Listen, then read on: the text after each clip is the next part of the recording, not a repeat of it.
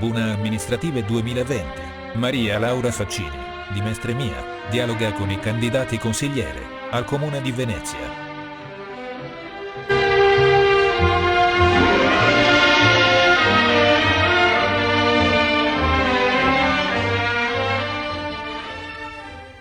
Bene, cari amici di Mestre Mia, bentornati a questo secondo appuntamento dell'incontro a due.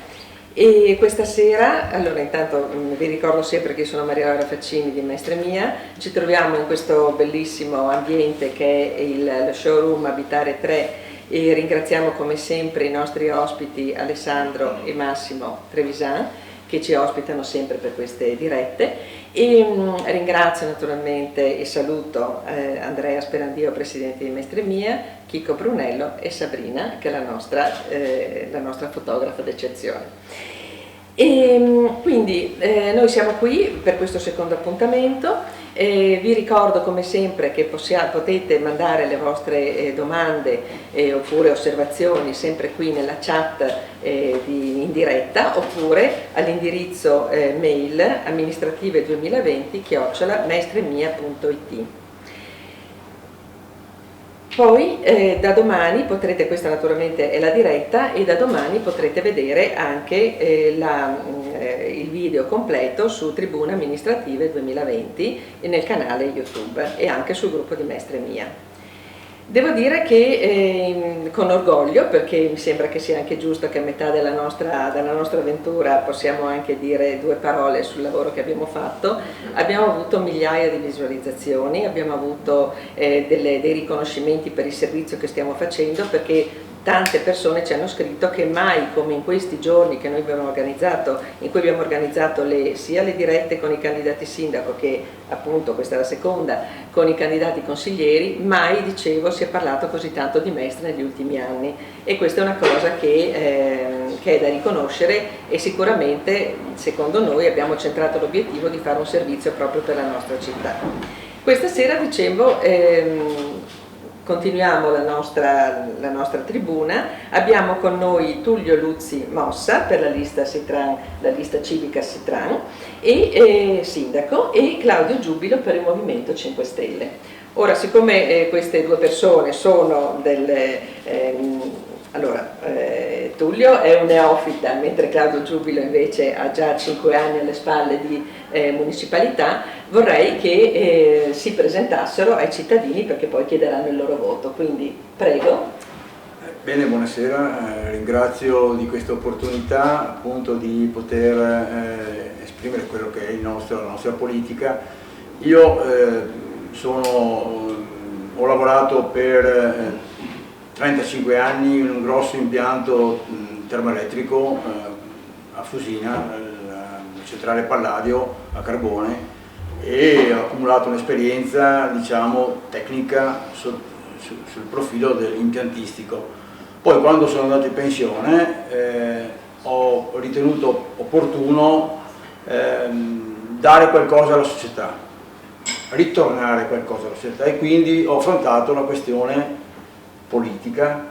Mi sono candidato in municipalità come presidente di municipalità e ho fatto questa consigliatura di 5 anni che è stata una grande esperienza, mi ha insegnato tante cose e mi ha avvicinato al territorio. Adesso mi ricandido come consigliere e diciamo, voglio portare tutta l'esperienza che ho avuto in municipalità a livello di consiglio comunale.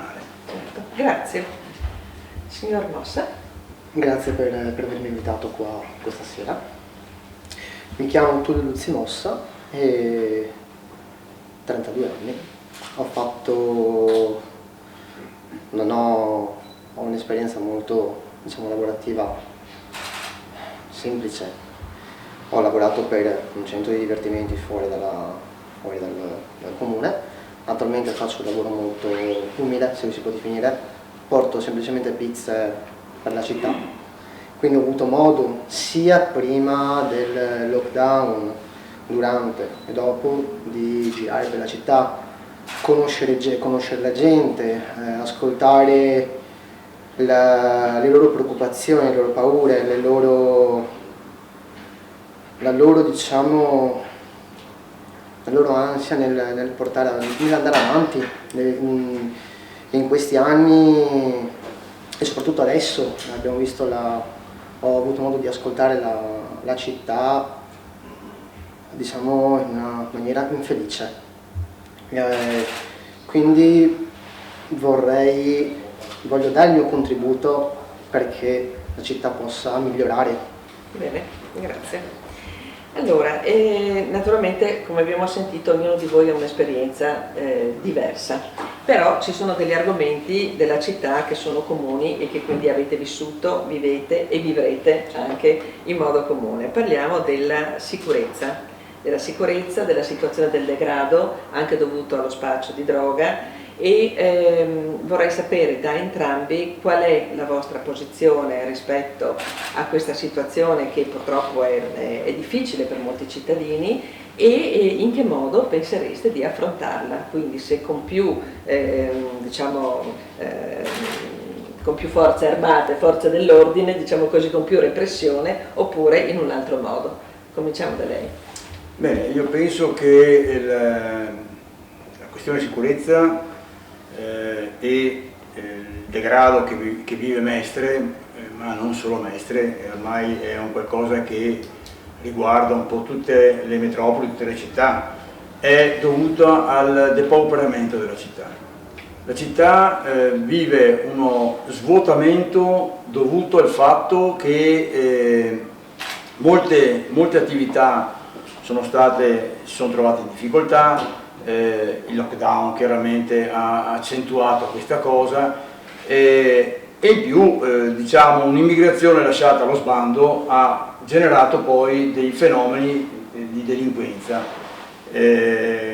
Lasciare la città praticamente vuota vuol dire dare l'opportunità a altri soggetti di poterla riempire, e questi soggetti sono i soggetti che usano la violenza, che sono malavitosi. La droga chiaramente è uno di quelli, è un grande affare, e quindi è quello che per adesso, diciamo, fa sì che la città diventi in certi luoghi insicura. Ieri per esempio stavo camminando di sera, tranquillo, molto felice, in piazza Ferretto. La piazza Ferretto era sfavillante, veramente, era sfavillante perché appunto era presidiata dai cittadini.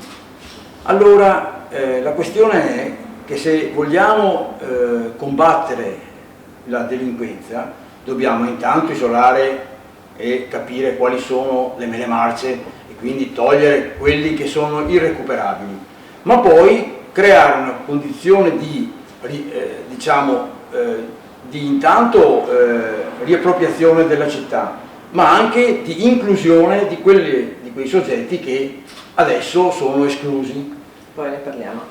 Benissimo, ho capito il concetto. E, signor Luzzi, le chiedo una cosa, io so che lei abita nel quartiere Piave, Certamente. quindi questo problema della droga, dello spaccio, della delinquenza, lei lo vive quotidianamente. Tutti i giorni. Quindi qual è la sua esperienza in proposito, come la vivono anche i suoi concittadini, quelli che abitano vicino a lei, e che cosa sente, dato che gira molto per le strade, e come penserebbe appunto di poter affrontare? Allora, sì, come giustamente hai detto, vivo in via Piave, vivo con la mia famiglia, ed è una situazione che vedo quotidianamente dalla mattina alla sera. Cosa posso dire? È che ormai il quartiere di via Piave, la gente ormai ha praticamente paura a uscire. Solamente adesso, arrivando qua, ho potuto per quasi neanche metà via Piave contare quasi 25 personaggi. E non è di sicuro una delle situazioni migliori, anche perché purtroppo, diciamo, in questi 5 anni ho sentito e osservato, diciamo, promesse che io non è che ho visto molto. Si parlava di una sicurezza la sicurezza che non c'è stata. Ma c'è stato il blitz nel 2018 in cui c'è stata quella grande retata che ha fatto scalpore, che quindi ha cambiato forse qualcosa. Aveva momentaneamente migliorato, momentaneamente. Dopo, nell'arco di un anno, è peggiorato di nuovo, se non anche intensificato. E ci sono le forze dell'ordine che girano, ma più e più volte ho avuto anche modo di parlare, di chiacchierare con qualcuno di loro, quando alla sera lo faccio io, non lo faccio fare a mia madre, porto fuori i cani, quindi ho trovato dei vigili girare, oppure municipali che attorno là camminano, e vedo praticamente, gli domando, ma quel gruppo là di gente,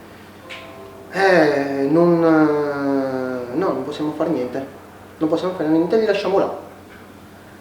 E quindi già là la situazione mi preoccupa sempre di più. E per questo, per me, secondo me la cosa migliore è dare, maggiori poteri, se si può così definire, anche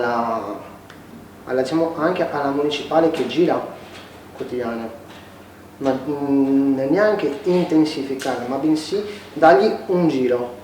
Oggi giri per via Piave, domani giri da un'altra parte, che non abbiano postazioni fisse, in maniera che comunque determinate persone non abbiano l'abitudine di vedere sempre gli stessi volti, e quindi non sanno con chi hanno a che fare. Grazie.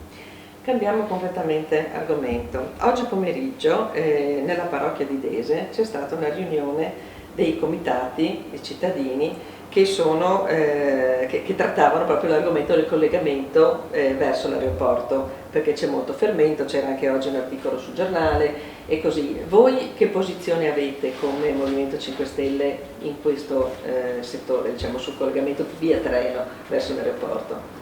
Allora diciamo che il collegamento via treno intanto è stabilito dai trattati TEN-T, che sono i trattati europei che prevedono i collegamenti dell'alta velocità con le grandi realtà metropolitane, ma anche con l'aeroporto. Noi riteniamo intanto che così come è concepito questo progetto, è un progetto veramente che non dà quelle risposte che noi volevamo. Non è certamente fare una rete ferroviaria che sia a cappio, che vada in galleria, in una situazione di subsidenza, ma anche di problemi legati al sottosuolo, alle falde acquifere, e in più anche un discorso di proprio utilizzo. La rete ferroviaria tratterebbe solamente l'alta velocità, mentre noi pensiamo che una stazione di testa possa servire per collegare tutto l'ambiente regionale e oltre alla regione. Quindi una vera funzione di collegamento con l'entroterra, con quello che poi in definitiva permette a cosa? Permette di togliere traffico verso l'aeroporto. Adesso lei sa benissimo che l'aeroporto soffre poi con l'ultima apertura del bypass soffre di problemi di traffico e di inquinamento. Abbiamo un territorio che è praticamente invaso da parcheggi, siamo attrattivi più che invece indurre le persone a prendere i mezzi pubblici.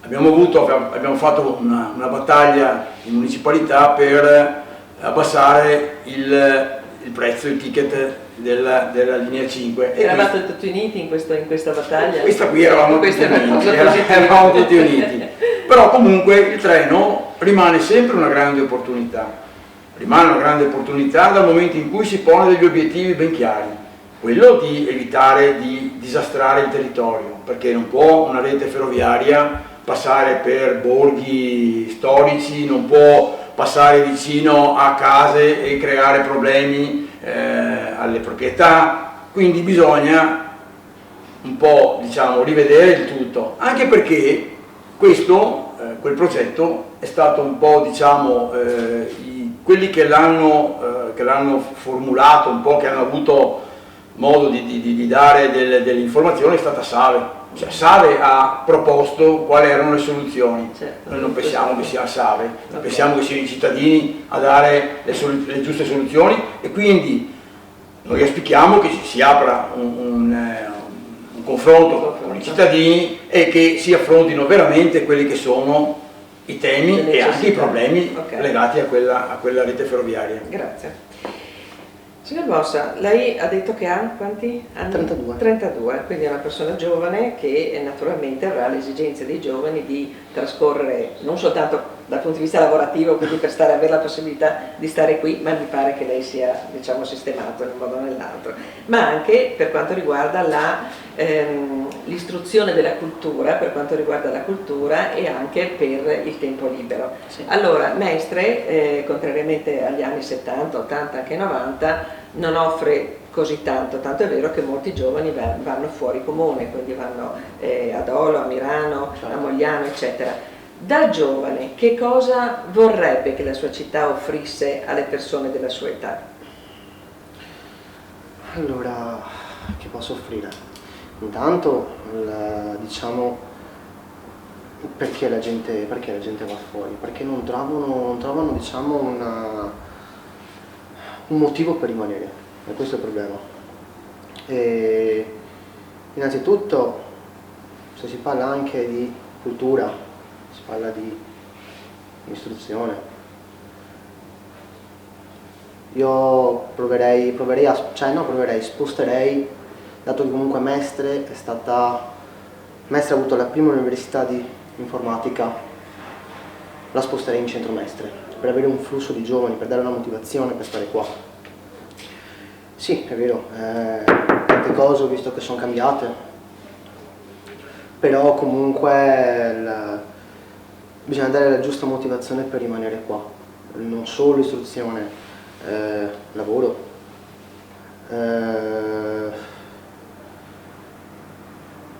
anche svago, diciamo svaghi, così. esatto. Non ci sono tanti motivi per stare qui? No, non è più come, non è... Ma anche lei si sposta per andare così con amici fuori, oppure ha c'è qualcosa che si può fare qui? Guardi, allora, più che rimanere, cioè, alla sera può rimanere, giri qualche locale, giri qualche bar, ma di là, più di là non è che non c'è niente, anzi, quello che vedo maggiormente è, ho visto, allora, le faccio un esempio molto semplice, che quando anche qualche anno fa, quando ero un po' più giovane, cosa facevo? Mi ritrovavo con i ragazzi, con le compagnie, ci trovavamo dove? Nei patronati, ci trovavamo nei parchi, ci trovavamo comunque in zone in cui c'era movimento. Adesso cosa ho notato? Che col passare degli anni io vedo sempre più giovani, e anche di età inferiore alle mie, rinchiudersi in centri commerciali. Vedo i parchi vuoti, desolati, che stanno lasciati là in abbandono. Ho visto ancora prima, anche negli anni passati, parrocchie chiudersi, cioè patronati, i campi dei patronati chiudere, non ho più visto niente. E se dai, diciamo, l'offerta ottieni una risposta. Sì, questo che lei fa è una fotografia piuttosto deprimente della nostra città, e quindi bisognerebbe effettivamente ascoltare di più i desideri e le aspettative dei giovani, e quindi questa è una petizione di principio che noi facciamo a chi diventerà sindaco, chiunque esso sia e di qualunque colore sia, naturalmente. Sempre cambiamo argomento con lei. Lei ha parlato appunto di Marghera perché lavorava lì. Cosa ne pensa del termovalorizzatore di Fusina? Qual è la vostra posizione? Allora, io parto da un presupposto.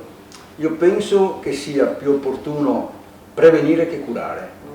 Quindi il termovalorizzatore di fatto cura un male. Il nostro male sono i rifiuti. Lei sa benissimo che il sistema di raccolta, ma il sistema anche di produzione dei nostri rifiuti, ha delle logiche che sono commerciali.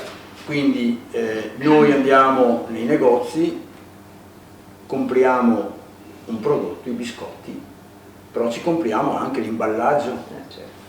Quell'imballaggio diventa, dopo 5 minuti quando abbiamo scartato i nostri biscotti, diventa un rifiuto. Quindi la cosa deve cambiare paradigma. Il paradigma è quello di affrontare e cominciare ad affrontare in maniera seria l'economia circolare.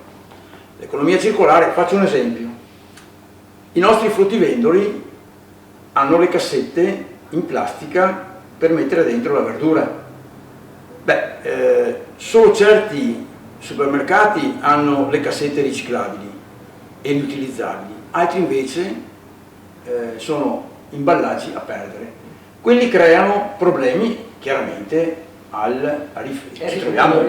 Poi dopo, nella fase di separazione, noi pensiamo che tutto quello che viene separato debba diventare materia prima secondaria, ossia che possa essere recuperato, invece una minima parte, perché all'interno delle campagne un sistema orribile della raccolta differenziata, a cui abbiamo fatto delle battaglie e non abbiamo risolto per adesso nulla, va dentro un sacco di cose e quelle cose sono talmente incompatibili fra loro che diventano il famoso sovvallo.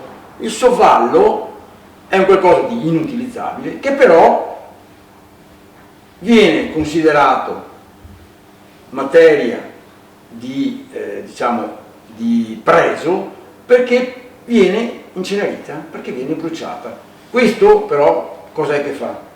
Allora, questo sposta un problema che è un problema di rifiuto, un problema, e poi considerando anche che tutta la materia plastica, per esempio, è prodotta dal petrolio, quindi noi continuiamo a utilizzare il petrolio, ma tutta quella cosa lì viene bruciata nell'inceneritore, l'inceneritore emette delle emissioni, e glielo dico io che ho lavorato in un impianto termoelettrico, quindi so benissimo che tutto è norma di legge, però le emissioni ci sono, e quindi spostiamo la questione da un problema rifiuto a un problema sanitario. Io penso che i cittadini debbano riflettere e non si facciano,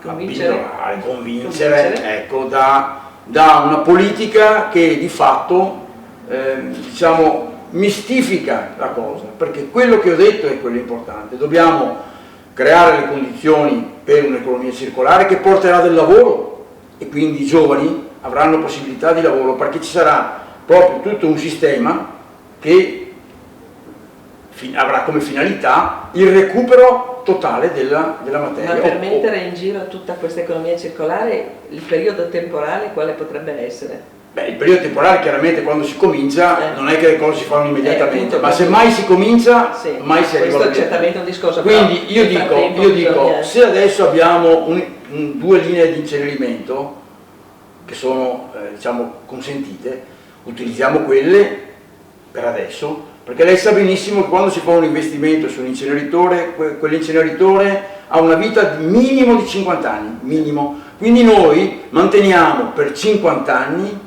lo status quo. Ok, va bene, grazie. Parliamo di ambiente. Tante, non solo i Verdi, ma anche tante associazioni, tanti cittadini, anche singoli, sostengono che a Mestre ci sia poco verde. E per una persona come lei, giovane, che quindi si può pensare che abbia anche necessità visiva, non solamente di respirazione di aria buona, come la vedrebbe una riorganizzazione di Mestre dal punto di vista del verde? Qualche albero qua e là oppure qualche cosa di più importante? Qualcosa di più importante. Allora, non è un albero, ci vorrebbe molto di più. Ad esempio, cos'è che mi sono saputo? Praticamente è stato dato il consenso per la costruzione di, lo chiamo così, di un quinto titano a fianco agli ostelli, ok?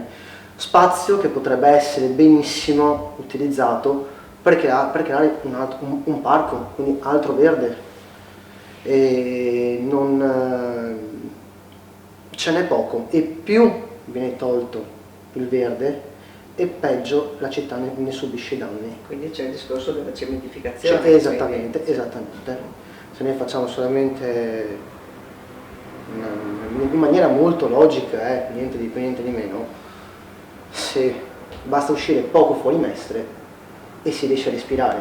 In pieno luglio-agosto, in centro città, cioè Mestre, vanno anche poco fuori, non tantissimo, in mezzo ai palazzi alti e in mezzo a tutto il cemento l'aria diventa irrespirabile. Bene, quindi più verde innanzitutto. Sì. Lei come la vede questa cosa? Beh, intanto c'è una legislazione che prevede che ogni nato si abbia da piantare un albero, quindi c'è un bilancio, Che deve essere. vorremmo anche vederlo questo bilancio, perché i numeri sono sempre diciamo di parte, uno dice una cosa, uno dice un'altra. Il discorso del verde io lo affronterei anche su quello che riguarda le infrastrutture. Se lei va con Google Maps, va all'aeroporto, se lei torna indietro negli anni, vedrà che era un bosco enorme, era un bosco bellissimo di piante, di essenze meravigliose. Beh, Save ha praticamente raso al suolo tutto e ha fatto parcheggi. Noi abbiamo chiesto in municipalità di ripristinare la quantità di alberi. Lui l'ha posta in una ottica diversa, ha detto: io pianto delle piante che assorbano la CO2 corrispondenti agli alberi che abbiamo tolto. Questa è una grande felicità, perché se passate adesso per l'aeroporto vedete quattro alberelli e sicuramente non c'è questa, ma in più la cosa è che quegli alberi fermavano le polveri sottili, perché l'infrastruttura aeroportuale con i reattori degli aerei chiaramente emette polveri sottili. Quello veniva fermato dagli alberi e quello non è stato possibile perché appunto hanno abbattuto. Poi c'è una questione: noi abbiamo fatto una mozione in municipalità che è stata bocciata, perché così si fa, per prevedere all'interno della città il contrasto alle isole di calore. Noi riteniamo che gli alberi devono essere anche piantati in centro città. Io per esempio dove abito ho un pezzo di terra laterale che è molto alberato, io ho mediamente 2 o 3 gradi di differenza d'estate e chiaramente questo comporta dei risparmi energetici nei condizionatori e in più vivo benissimo, perché adesso sono arrivati gli scoiattoli, poi ci sono gli assioli, no, uno vive, quelli che abitano lì abitano veramente bene. Quindi io penso che il verde, a prescindere dal discorso del bosco di Mestre, che è stata una grande cosa, Certo. debba essere incrementato e debba proprio prevedere che all'interno della città si facciano questi interventi. Abbiamo bisogno di alberi qui, come diceva il mio collega, in mezzo al cemento, e quindi noi, se andremo al governo di questa città, sicuramente faremo questo tipo di politica. Certo, bene. E al 31/12/2019 sono stati contati e venivano riferiti nel sito del comune 39.000 famiglie residenti extracomunitarie, straniere, e di cui 33.000 nel centro di Mestre, diciamo in terraferma e poi soprattutto qui nel centro. Com'è la situazione secondo lei nella zona in cui abita, e poi lo chiederò anche a lei, e che cosa non è stato fatto o cosa si potrebbe fare per l'integrazione effettiva di queste famiglie?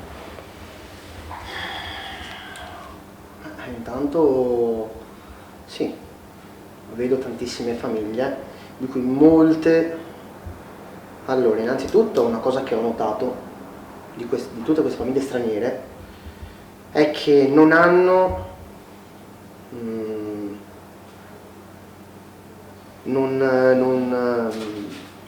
modo di interagire. Cioè ho parecchie famiglie anche di indiani, di varie etnie, dall'indiano al rumeno al cinese. Faccio fatica a interagire perché non hanno neanche quella base di italiano per poter parlare. Quindi interagire con gli italiani. Esattamente, Sì. non Sì. hanno neanche la possibilità. Una cosa intanto che sarebbe utile sarebbe dargli un minimo di una possibilità di istruzione della lingua italiana. e poi con l'istruzione in lingua italiana dargli una possibilità lavorativa anche. Se non hanno queste basi, sono delle famiglie che vengono qua e non sanno come arrivano, non sanno neanche più come andarsene via. Quindi è una situazione Notevolmente critica. grave. Ok. La sua esperienza invece? Beh, io condivido la questione scolastica. Sicuramente la scuola è un'istituzione che dà la possibilità appunto di integrare. Un'altra questione è l'inclusione. Noi dobbiamo far sì che queste realtà, queste persone abbiano a condividere il nostro modo di vivere, abbiano a condividere la nostra cultura, mantenendo la loro cultura. Quindi abbiamo bisogno di momenti di aggregazione, momenti in cui loro perdano quella diffidenza che abbiamo su di noi e noi che è chiaramente reciproca la cosa che noi. Questo fa sì che creiamo comunità. Noi abbiamo bisogno di creare comunità, perché se noi creiamo le condizioni di un distacco, di una barriera, sempre più creeremo le condizioni che poi si vedono in giro per il mondo di, diciamo, incomprensione tra di noi. Noi abbiamo proprio bisogno di questa cosa e la scuola è uno degli elementi fondamentali. Per quanto riguarda invece l'identità mestrina, che naturalmente per noi mestrini è fondamentale, noi abbiamo fatto delle battaglie anche su questo e ci siamo accorti, non soltanto per la nostra esperienza personale ma anche da quello che ci viene dai nostri concittadini, ci siamo accorti che proprio è stato in questi anni perso il senso dell'identità, non ci facciamo più valere, diciamo così, e veniamo un po' soverchiati dall'importanza, dalla bellezza, dalla funzione di Venezia, che è sempre, diciamo così, la prima donna. E se voi foste al governo, e quindi lo chiedo anche per quanto riguarda la lista Sitran che è già venuto appunto l'altro giorno, come vorreste recuperare questa identità mestrina tramite anche la valorizzazione di testimonianze storiche, della storia, di personaggi anche famosi, perché tra l'altro Mestre è molto antica, più antica di Venezia. Lei cosa certo, sicuramente diciamo, l'identità di una comunità si fonda sulla storia. Noi dobbiamo cercare di riprendere quello che è la storia di Mestre, gli eventi storici. Posso pensare a tutti i siti storici che abbiamo il Campo Tencerato, parte dal Forte San Felice e arriva fino alla Torre Massimiliana, quindi tutta una storia che ci permette di vivere un qualcosa che è stato, diciamo, vissuto dai nostri padri, chi è originario di Mestre, chiaramente. Poi dopo abbiamo la necessità di valorizzare quello che abbiamo. Prima ne parlavamo, quando uno cammina per un borgo storico, cammina in un posto bello, perché solo la bellezza ci può portare fuori da quello che è il degrado. E quindi posso pensare a via Torre Belfredo, posso pensare alla via Caneve, posso pensare alla posta di Piazza Barche, l'antica posta, sì, per cui noi abbiamo fatto una battaglia. Posso pensare al Forte Marghera. Noi abbiamo fatto per esempio una battaglia molto grossa, veramente l'ultimo sangue, in municipalità, per avere la possibilità di gestire Forte Cosenz. Sì. Non è stato possibile, chiaramente, come le dicevo prima, tu proponi e loro dicono di no. Però quella era un'opportunità, certo, perché quello era un posto, un luogo dove si poteva veramente valorizzare un luogo storico. Beh, insomma, e dare la possibilità, di creare diciamo, eventi o cose del genere. Adesso è diventata una piattaforma per la protezione civile, quando la protezione civile ha altri siti dove andare, e della regione, che per l'amor di Dio la regione poteva anche avere i suoi dipendenti che potevano utilizzare il forte, ma è questo permette di creare un'identità. L'identità, e poi ci sono le festività, le feste, ecco. San Michele. Ne abbiamo infatti molto sono anche abbandonate. Ecco, mi dica appunto lei come vede questo argomento. Io ho visto che molte feste sono state, diciamo, abbandonate, se si può così definire, non sono state più valorizzate. Pensi che io poco tempo fa sono venuto a conoscenza che Mestre aveva un evento e sono rimasto allibito che non ce l'abbia più, per carità. Veniva chiamato il rally di Mestre, cioè un circuito con le macchine sportive che giravano, perché Mestre aveva anche un circuito rally. È una cosa che mi è rimasta impressa, che ormai ce l'ho da tempo, e vedo che non è, che se adesso ne parli non sa neanche cosa voglia dire. E infatti questa era la domanda che volevo porre successivamente per quanto riguarda lo sport in città.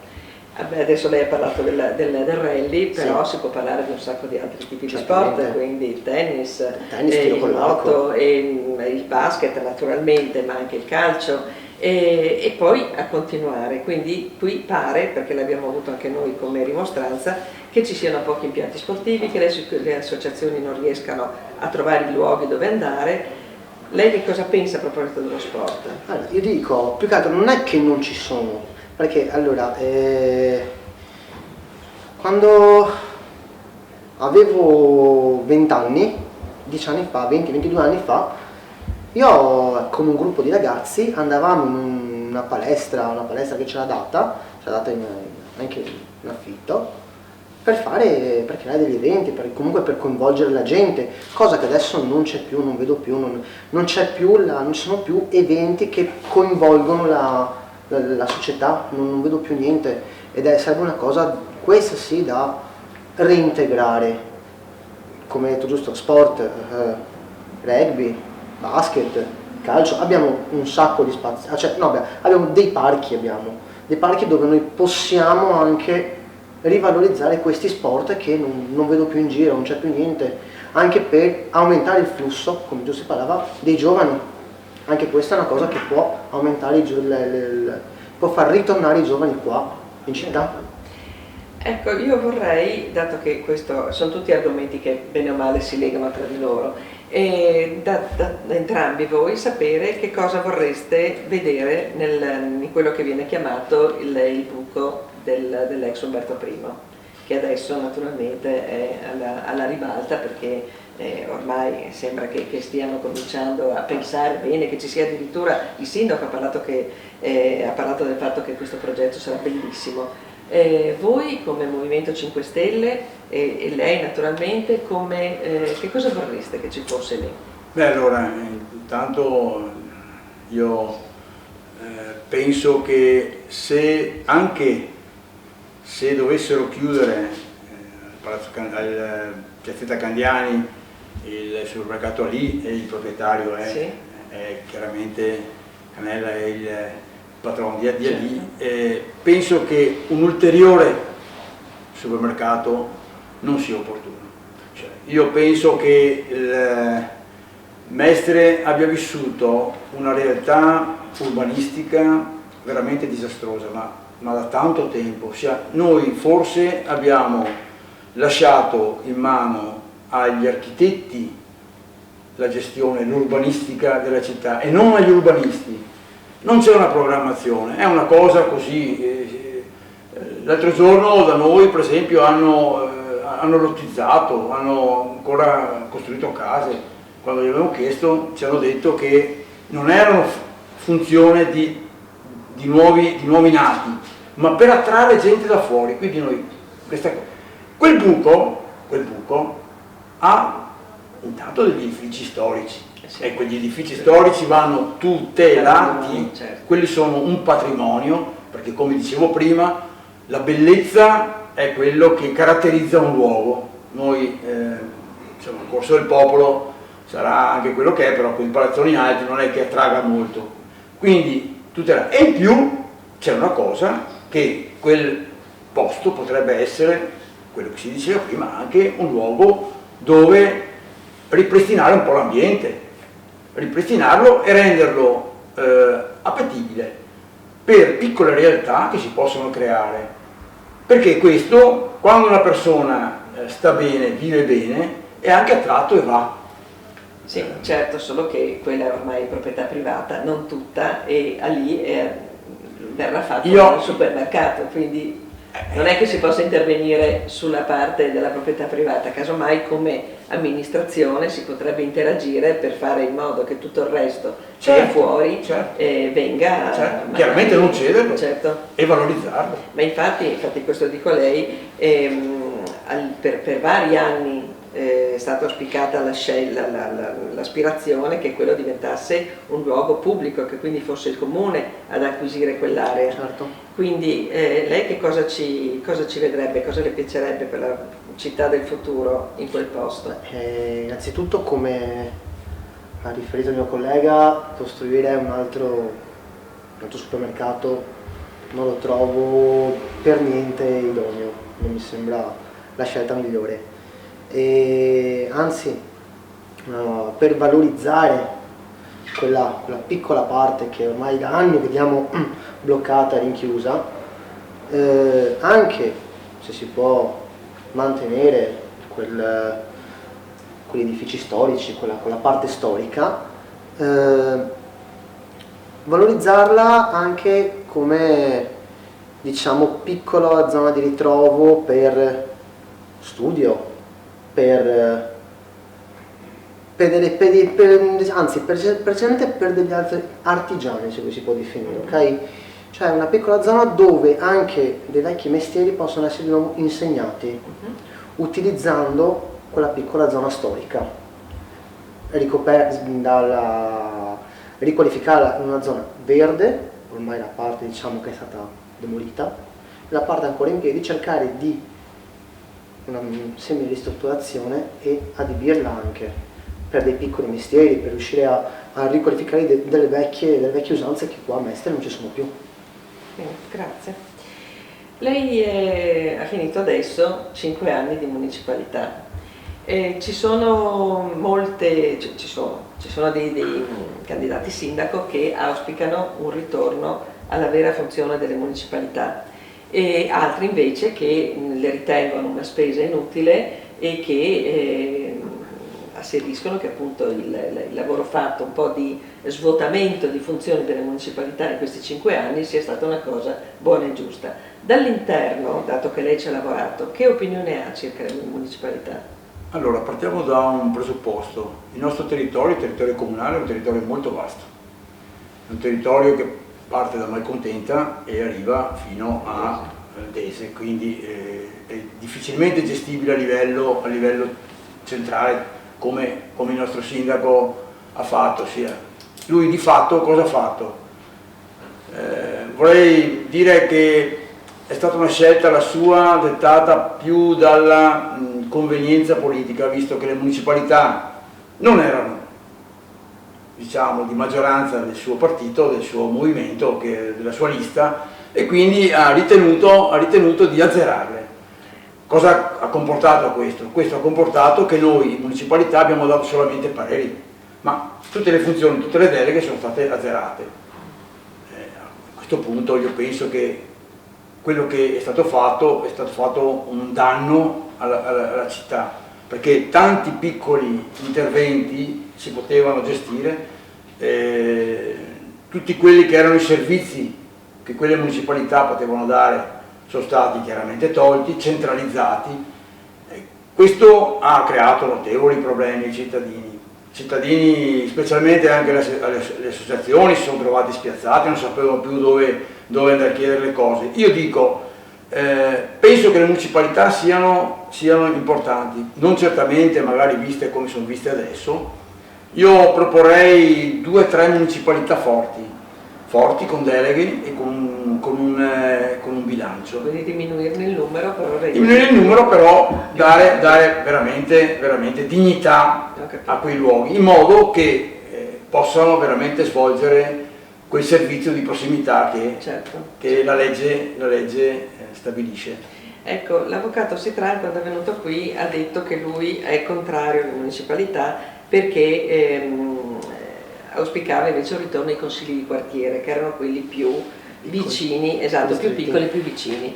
Lei come si pone rispetto a questa? No, da questo punto di vista sono se no non l'appoggerei. Certo, Sono pienamente d'accordo a queste piccole... la realtà più piccola, Esatto, insomma. sì, in maniera che ci sia maggiore, una forma di maggiore controllo, di maggiore attenzione nelle zone.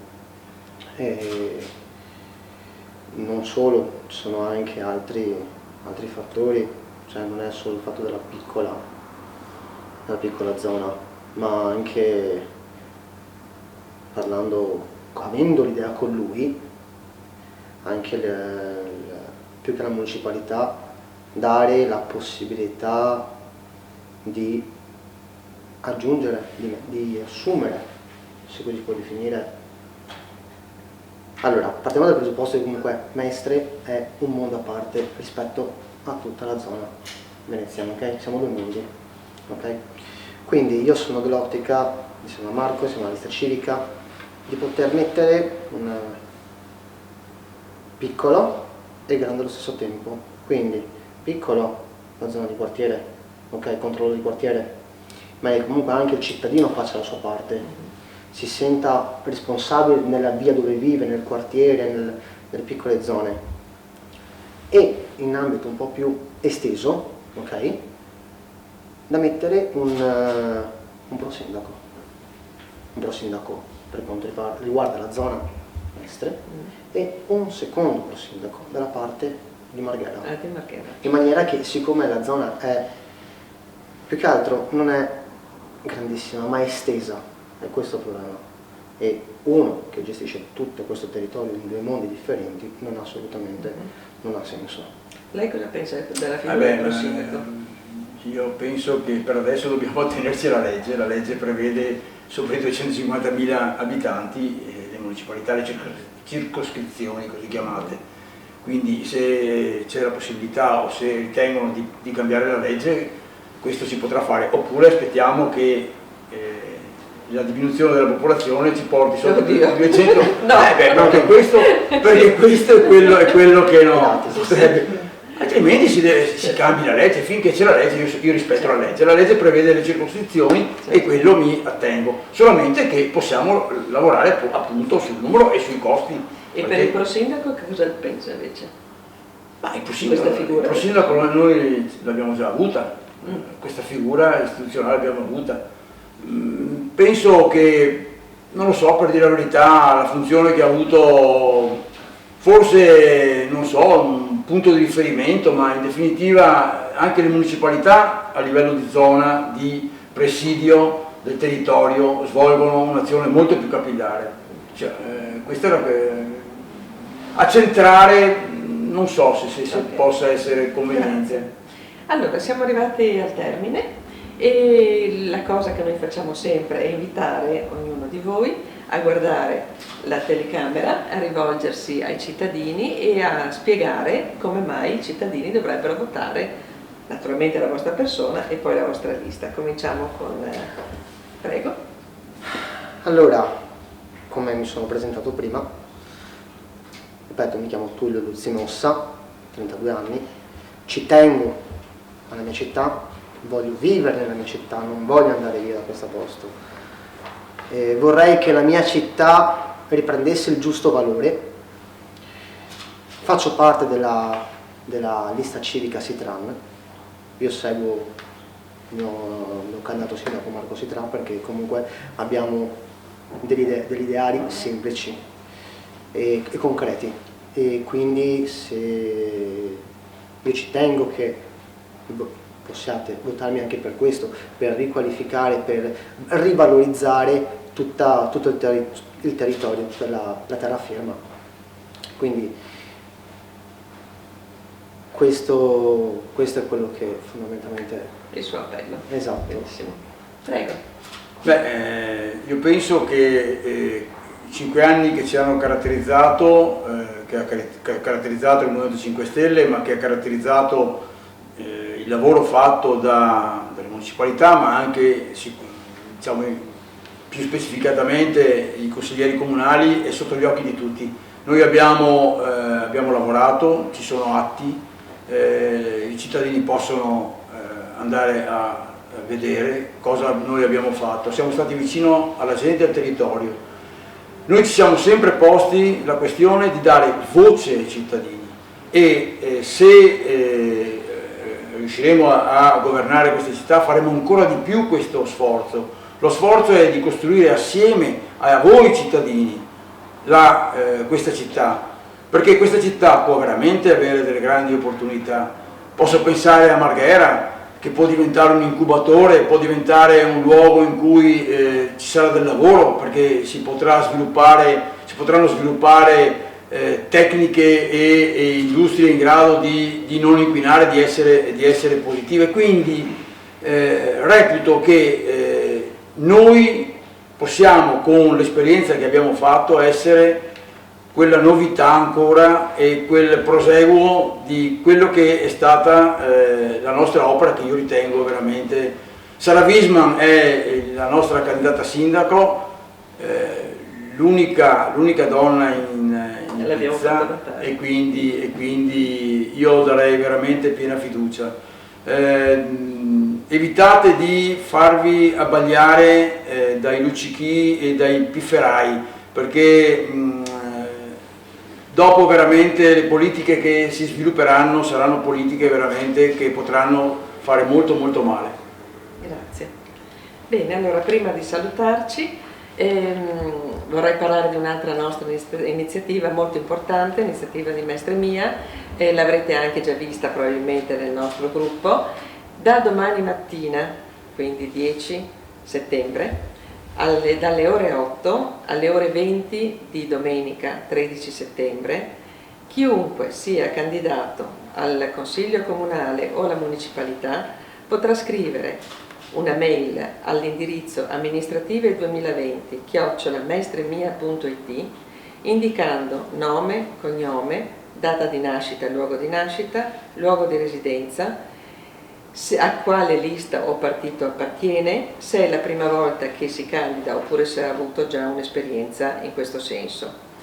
Questo perché? Perché vi vogliamo dare il venerdì 18 settembre la possibilità a 50 persone, appunto, che siano candidate, per l'esattezza 25 donne e 25 uomini, di poter venire qui e di avere 3 minuti a disposizione per potersi promuovere se stessi, dire chi si è e che cosa si vuole fare naturalmente per questa parte della città, quindi per Mestre e la terraferma, e naturalmente promuovendo anche o il partito di appartenenza o la lista di appartenenza.